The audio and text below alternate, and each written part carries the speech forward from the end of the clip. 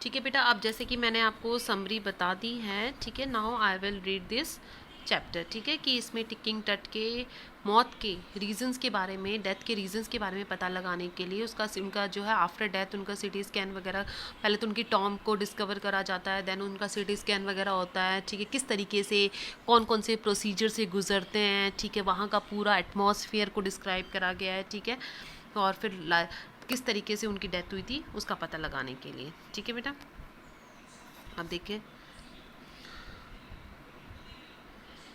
He was just a teenager when he died. जब उनकी मौत हुई तो वो केवल टीनेजर थे। टीनेजर का मैंने बताया था almost 16-17 years old. The last heir of a powerful family, वो अपने एक शक्तिशाली परिवार के लास्ट हायर थे, आखिरी जो है उत्तराधिकारी जिसे बोलते हैं वो थे। That had ruled Egypt and its empire for centuries, जिसने कि एक ऐसी फैमिली के लास्ट हायर थे जिन्होंने कई सेंचुरीज तक, कई शताब्दियों तक इजिप्ट पर राज करा।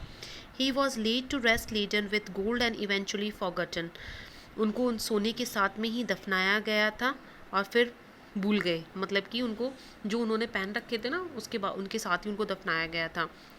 Since the discovery of his tomb in 1922, the modern world has speculated about what happened to him. 1922 में उनकी जो है डिस्कवरी हुई उनकी टॉम्ब की। ठीक है, उनकी टॉम्ब को जो है डिस्कवर करा गया और फिर मॉडर्न वर्ल्ड ने स्पेक्यूलेटेड का मतलब होता है अनुमान लगाना, अनुमान लगाया कि उनके साथ में हुआ क्या था, with murder being the most extreme possibility, और सबसे ज़्यादा जो शक करा गया, सबसे ज़्यादा जो पॉसिबिलिटी बताई गई वो मर्डर की बताई गई, शायद से उनके साथ में मर्डर हुआ होगा। Now living his Tom for the first time in almost 80 years, अब तकरीबन 80 ईयर्स, मतलब कि डिस्कवरी के बाद 80 ईयर्स, जब डिस्कवरी हुई थी ना उसके बाद में 80 ईयर्स, मौत के बाद में नहीं, मौत तो इनकी बहुत पहले हो चुकी थी, मतलब कि उनकी मौत के टॉम के डिस्कवरी के बाद में उनके 80 ईयर्स बाद में, for the first time in almost 80 years Tut was undergone a CT scan that offers new clues about his life and death. अब डिस्कवरी के 80 ईयर्स बाद में टट जो है वो सिटी स्कैन से गुजरे, जिनसे उनकी ज़िंदगी के कई क्लूज़ जो है सामने आए उनकी मौत के और ज़िंदगी के, and provides precise data for an accurate forensic of the boys ferro.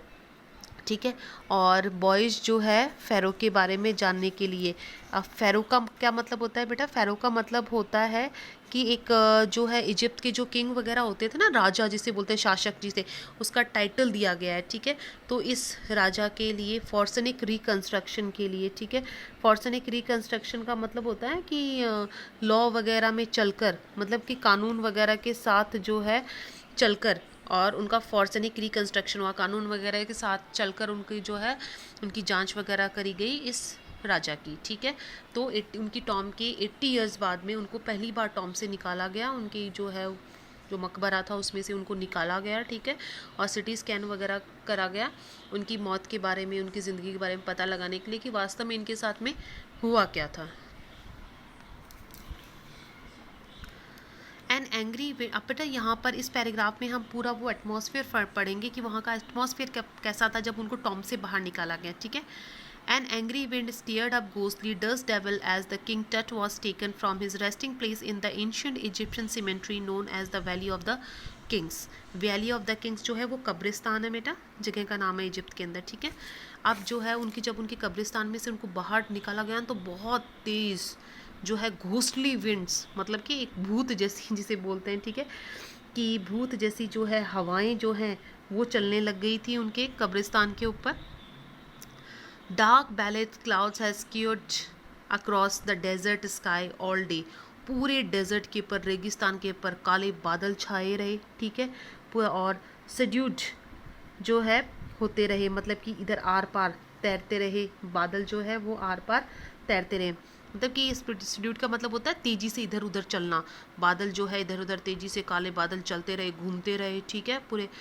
And now were wheeling the stars in casket grey, और जो तारे थे ना आसमान में वो भी जो है बिल्कुल कास्केट, ताबूत जैसे होता है ना, मतलब कि जिसमें डेड बॉडीज़ वगैरह को लेटाया जाता है। ठीक है, वैसे रंग के स्लेटी कलर से ढक गए, मतलब तारे भी जैसे काले पड़ गए, उनकी भी चमक जो है ख़त्म हो गई, मतलब तेज़ तेज़ हवाएं चल रही थी वहाँ पर रेगिस्तान में। इट वॉज 6 PM ऑन 5 जनवरी 2005, शाम के 6 बजे थे। 5 जनवरी 2005 की बात है। The world most famous mummy glided head first into a CT scanner brought here to probe the lingering medical mysteries of this title understood young ruler who died more than 3,300 years अगो।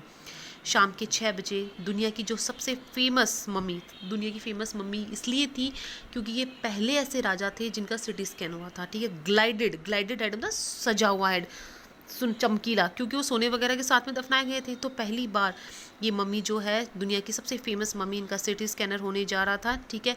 उनकी life के lingering medical mysteries मतलब कि जो चल रही है mysteries, रहस्य पता लगाने के लिए इस यंग रूलर के, जो कि मरे हुए जिनको 3,300 ईयर्स से भी ज़्यादा हो चुके हैं, ठीक है। आए बेटा यहाँ तक समझ में? आई होप आपको यहाँ तक तो जो है समझ में आ गया होगा, ठीक है।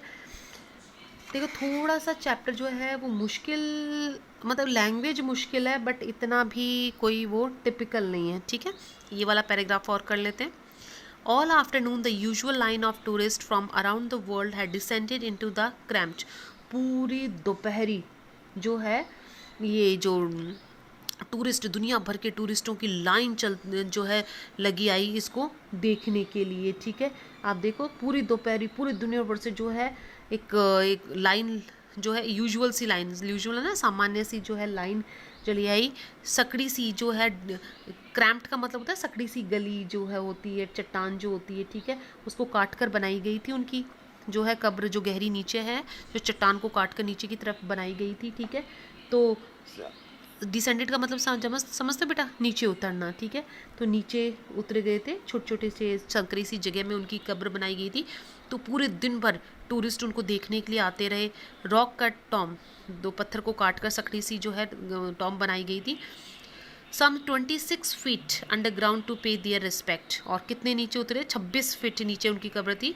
सारे लोग इस राजा को सम्मान देने के लिए इकट्ठा हुए थे जब उनकी टॉम को, उनकी डेड बॉडी को बाहर निकाला गया। They gazed at the murals on the walls of the burial chamber and peered at its glided face. सब लोगों ने, मुरल्स होते हैं ना बेटा दीवारों वगैरह पर जो पेंटिंग्स वगैरह जो बनी हुई होती हैं, चित्र बने हुए होते हैं, ठीक है। पुराने टाइम में होते थे दीवारों वगैरह पर चित्र वगैरह बने हुए होते थे, नक्काशी वगैरह करी हुई होती थी।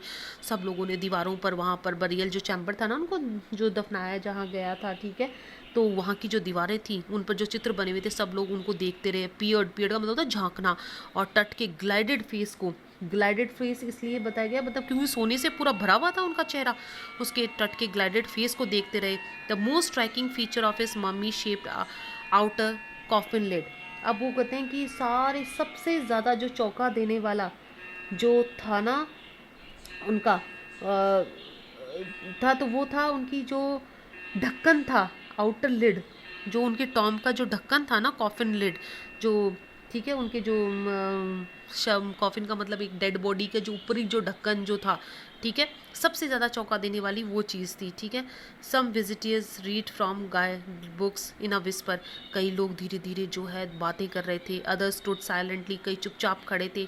Perhaps pondering Tut's untimely death in his late teens, कई लोग शायद से उसकी जो इतनी जल्दी मौत हो गई थी उसके बारे में सोच रहे थे।